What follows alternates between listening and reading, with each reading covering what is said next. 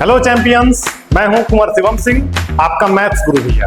और आज हम स्टार्ट करने वाले हैं फंडामेंटल थ्योरम ऑफ अरिथमेटिक पे कुछ क्वेश्चन को सॉल्व करना। मेरे भाई, ये आपका वीडियो लेक्चर 2 होने वाला है, क्योंकि इसके पहले भी हम लोग एक वीडियो लेक्चर के through fundamental theorem of arithmetic पे क्वेश्चन कर चुके हैं। तो मेरे भाई चलो स्टार्ट करते हैं।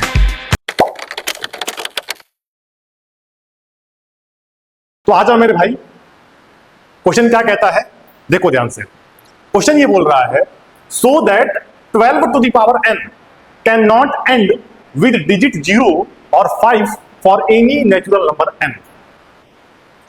सवाल ये कह रहा है कि 12 की पावर n कभी भी एंड नहीं हो सकता है डिजिट 0 या 5 से किसी भी नेचुरल नंबर n के लिए। समझिए थोड़ा इस बात को, अगर बहुत ध्यान से आप मेरी बात को समझिए तो 12 की पावर n की हम बात कर रहे हैं और यहां पे n क्या है, तो मेरे भाई n यहां पे नेचुरल नंबर है।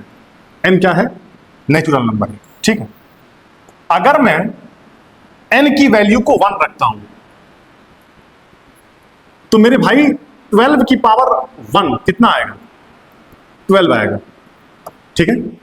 अगर n की जगह मैं 2 रखता हूं तो मेरे भाई 12 का स्क्वायर कितना आएगा? आप सबको पता है 144।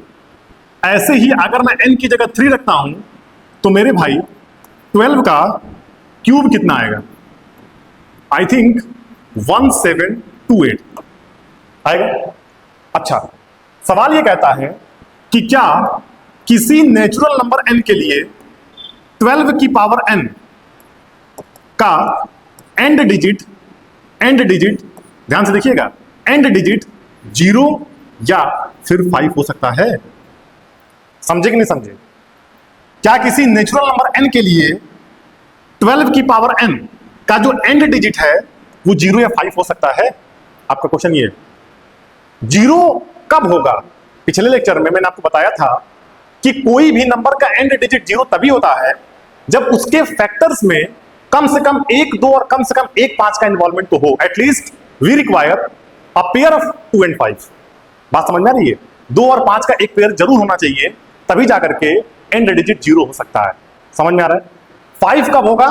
एंड डिजिट 5 कब होगा? जब उस नंबर में, जो भी आप नंबर ले रहे हो, कम से कम 1, 5 तो उसका फैक्टर हो। आप कोई भी नंबर ले लो जिसका एंड डिजिट 5 है।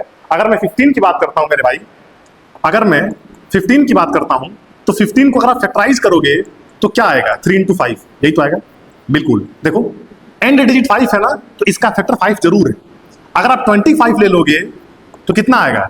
5 into 5। समझे? यानी कि एंड डिजिट अगर 5 है तो 5 इसका जरूर फैक्टर है।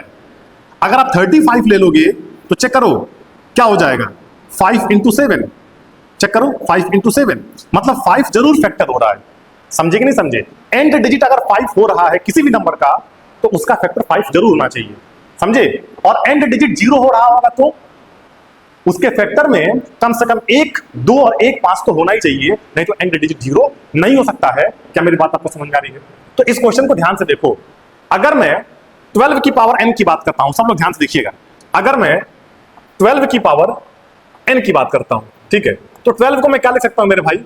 12 को मैं लिख सकता हूं 2 into 3 लिख सकता हूं, और इसकी पावर n लिख सकता हूं। जहां पे n क्या है? समझिए, जहां पे n क्या है? कोई भी नेचुरल नंबर। अगर आप यहां पे कोई भी नेचुरल नंबर रखोगे तो क्या अंदर 5 क्रिएट हो सकता है? क्या नहीं हो सकता। अगर बहुत ध्यान से देखो, आप n की जगह 1 रखोगे तो 2 into 3 आएगा। n की जगह 2 रखोगे तो ये रिपीट कर जाएगा, एक बार और रिपीट कर जाएगा। समझे कि नहीं समझे? अगर n की जगह 3 रखोगे तो ये 2 बार रिपीट कर जाएगा। मतलब ये तो रहेगा ही रहेगा, यही चीज एक बार और मल्टीप्लाई हो जाएगी। समझे कि नहीं समझे? क्या 5 बन जाएगा? उसमें कभी नहीं बन पाएगा। बात समझ में आ रही है? तो अगर एंड डिजिट 0 होना है तो कम से कम 1, 2, 1, 5 होना चाहिए, और एंड डिजिट 5 होना है तो कम से कम 1, 5 होना चाहिए। तो 5 तो बनेगा ही नहीं ना भाई। इसके फैक्टराइजेशन में कभी 5 तो बनेगा ही नहीं, तो कभी भी एंड डिजिट 0 या 5 नहीं हो सकता है। बात समझ में आ रही है? तो क्या कहोगे भाई? So only primes in the factorization of 12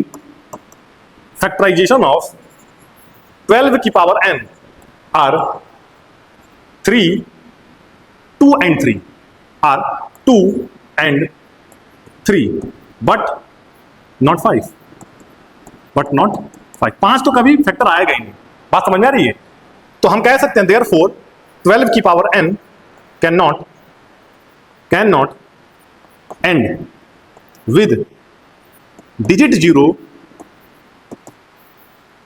or 5 for any natural number n। क्या मेरी बात आपको समझ में आ रही है? चलिए, उम्मीद करता हूं मेरे भाई कि आपको जरूर समझ में आया होगा। देखिए ध्यान से, ये आपका होमवर्क क्वेश्चन है, इसको सभी लोग घर पे करेंगे और करने के बाद कमेंट बॉक्स में लिखेंगे क्वेश्चन नंबर 2 डन। ठीक है भाई? तो अब हम लोग अपने अगले कॉन्सेप्ट की बात करेंगे अपने अगले वीडियो लेक्चर में। तब तक के लिए आप कनेक्टेड रहिए हम लोगों से, पढ़ते रहिए, खुश रहिए, मुस्कुराते रहिए। Thank you very much.